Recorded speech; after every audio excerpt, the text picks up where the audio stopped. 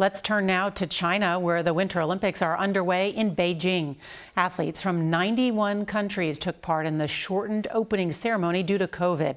The pandemic and China's human rights abuses are getting as much attention as the athletes. CBS's Jamie Yuccas is covering the Olympics for us in Beijing.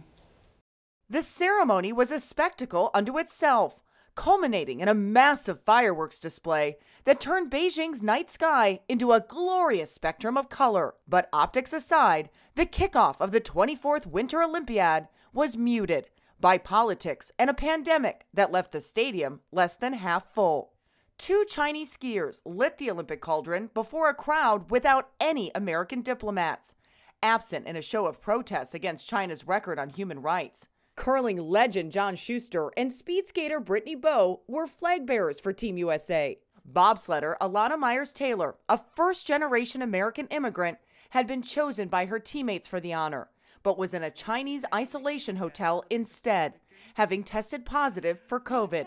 We spoke to her before the ceremony. We've been on the road since November 10th and never came back to the U.S. for fear of catching COVID. So to get it here, it was pretty devastating. COVID hangs heavily over these Olympics, with athletes fearing they are just one positive COVID test away from being barred from the Games. But competition is underway, and already there is heartbreak. USA women's hockey, heavily favored to win a medal, defeated Finland in the preliminary round, only to lose top forward Brianna Decker to injury. But in team figure skating, Nathan Chen led the Americans into first place today, 2 points ahead of the team from Russia after the first round.